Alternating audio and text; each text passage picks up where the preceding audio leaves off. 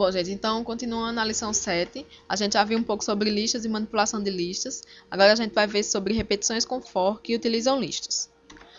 Vocês devem estar lembrados que na outra lição, na lição 6, eu falei que existem situações em que a gente precisa repetir um determinado número de instruções. E aí a gente se depara com dois casos. O primeiro em que a gente desconhece o número de repetições necessárias, e aí a gente utiliza o while, que foi o que a gente aprendeu na outra lição. E existe também a situação em que a gente conhece o número de repetições necessárias. Nesse caso, a gente não vai usar o while, vai usar for, que é o que vocês vão aprender nessa lição de agora. Primeiro, aqui tem um exemplo. Escreva um programa que leia 5 números da entrada e imprima, a cada entrada, o quadrado desse número.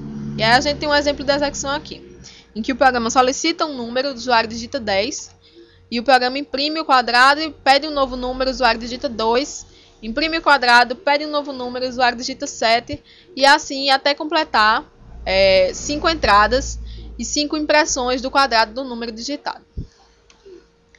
Para resolver esse problema, a gente teria o seguinte código.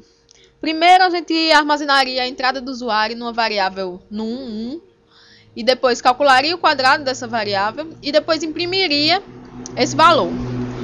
Depois a gente teria mais um bloco de código, em que pede uma entrada 2, e aí vai fazer o mesmo cálculo e imprimir de novo.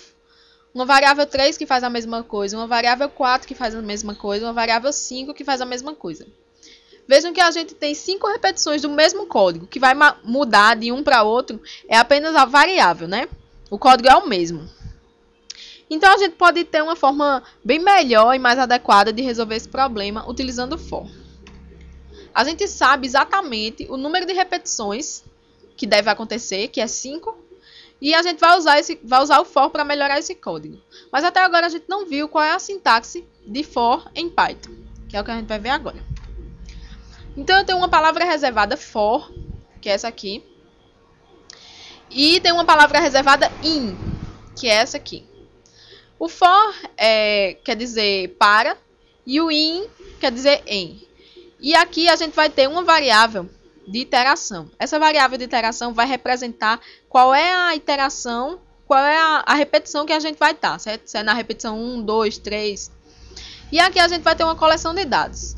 Geralmente, essa coleção de dados pode ser uma lista, que é o que a gente viu nos outros vídeos. E aí a gente vai ter 2 pontos para indicar que o bloco de comandos a ser repetido vai iniciar. E aí a gente vai ter aqui um bloco de instruções que vai estar indentado, certo? Está um pouco afastado do for. E esse bloco de instruções vai ser repetido, certo? A gente tem aqui a seguinte semântica. Para cada iteração, nessa coleção de dados, repita esse bloco de instruções, certo? Vamos ver aquele exemplo que eu mostrei agora. Bom, com for, o código daquele exemplo seria o seguinte. Primeiro, a gente ia ter a palavra reservada for, uma variável que vai representar a iteração corrente, o in, que é mais uma palavra reservada e obrigatória no for, e aí aqui a gente vai ter uma coleção de dados. Essa coleção de dados é exatamente uma lista. Uma lista que contém 5 elementos. 5 é o nosso número de repetições, né? Então, poderiam ser outros elementos, contanto que fossem 5, certo? Então, a gente vai ter aqui, para cada elemento nessa lista, faça o seguinte. Receba da entrada um número, calcule o quadrado desse número e depois imprima o quadrado desse número. Esse programa ele vai ser repetido 5 vezes. Para cada elemento dessa lista, esse bloco de código vai ser repetido. Vai acontecer o seguinte, o Python vai encontrar esse for, vai saber que é uma repetição que vai se iniciar, vai dizer, pronto, eu vou começar no 1 agora. Aí ele vai executar a entrada, vai executar o cálculo do quadrado, vai executar a impressão do resultado. E quando ele terminar, a última instrução que tem aqui no for, ele vai voltar aqui para o for. Elemento vai assumir 2 agora, já passou 1, vai assumir 2. Então aí ele vai executar isso tudo de novo, vai voltar para o for, elemento vai assumir 3, depois vai assumir 4, depois vai assumir 5, até que esse código seja repetido 5 vezes, certo? Só que aqui a gente viu, eu coloquei aqui uma lista com 5 elementos, né? Se a gente tivesse uma repetição de 1000 vezes, eu teria que colocar 1000 vezes a mesma lista? Não necessariamente, né? Então, a gente tem uma função em Python que vai gerar uma lista de acordo com o número que você passa, certo? Essa função é a função range, certo? Então, vamos ver um pouco como é que essa função se comporta. Pronto. A gente vai alternar aqui agora para o command line do Python. E eu vou mostrar um pouco como é que funciona a função range. Você chama ela assim, range de 2, por exemplo. Passa um número de elementos que você quer dentro da lista, certo? Vou dar Enter aqui. E ele vai retornar, essa função vai retornar uma lista contendo os elementos dois elementos. A gente viu aí que tem o 0 e o 1. Como a gente não especificou onde é que a lista deve começar, qual é o número, o primeiro elemento que deve ter nessa lista, ele colocou a partir do 0. Então, a gente tem uma lista com dois elementos, começando do 0 e vai até o 1. Então, se eu pedir uma lista com 3 elementos, ele vai começar do 0 e vai até o 2, certo? Se eu pedir uma lista com 4 elementos, ele vai começar no 0 e vai até o 3. Só que, como eu falei, eu posso especificar também qual é o início da lista. Então, eu quero fazer o seguinte. Eu quero uma lista que comece no 1 e vá até o 5. Ele vai 1, 2, 3, 4. Mas por que ele foi só até o 4 ao invés de ir até o 5? É o seguinte, essa função range, ela inicia no 1, ela inicia no valor de 1 aqui que eu coloquei, que eu passei como parâmetro. E aí ela não vai até o valor de 5, mas ela vai até o valor de 5 menos 1. É o intervalo fechado no início e aberto no final, certo? Então isso quer dizer que ela não atinge o valor de 5. Se eu quiser que o valor 5 seja colocado aqui, eu vou ter que ir até 6. E aí ela vai imprimir de 1 até 5, né? Se eu quiser, por exemplo, que ele comece, ao invés de começar por 1, ele comece por 5. Certo? E vá até o 6.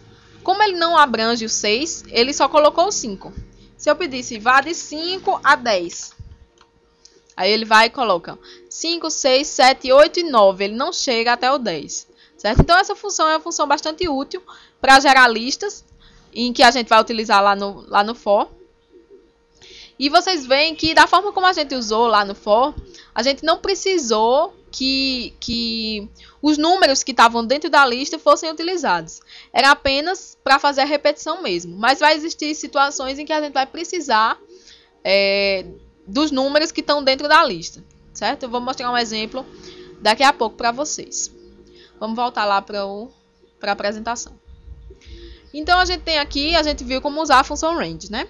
Então, eu vou passar como seria o código utilizando o range, ao invés de utilizar uma lista mesmo, passar a lista toda. Então, eu vou usar a mesma função, a mesma sintaxe, for cada elemento in, e ao invés de utilizar uma lista com elementos 1, 2, 3, 4 e 5, eu estou dizendo, utilizando a função range, passando 5 como parâmetro, ele vai me retornar 5 elementos. Ele me retornou o 0, 1, 2, 3 e 4. Começou do 0, que eu não especifiquei início, e foi até o 4. É uma lista com 5 elementos, que é exatamente o que eu queria, né? Vai representar as 5 repetições. E aí eu tenho aquele mesmo código que eu já tinha mostrado antes para vocês. E aí a gente vê o seguinte, o fluxo da execução é o seguinte. Ele vai iniciar, o for vai iniciar, o elemento vai assumir o primeiro valor da lista, que é 0. E aí ele vai executar esses comandos. Quando ele chegar ao último comando do bloco, quando não tiver mais nada indentado aqui, né? Eu posso ter até mais coisa aqui embaixo, alinhado com o for, mas não vai entrar na repetição. Então, quando ele chegar aqui no print, o que é que vai acontecer? Ele vai voltar lá para o for, o elemento vai assumir o segundo valor da lista, e ele vai repetir novamente o bloco, e depois ele vai voltar lá para o for, vai assumir o terceiro elemento da lista, e assim sucessivamente até que tenham se alcançado todos os elementos presentes na lista. E aí o programa pode seguir o seu fluxo de execução normal aqui, não mais repetindo esse bloco de comandos. Certo? Bom, então agora a gente vai ver um exemplo no próximo vídeo.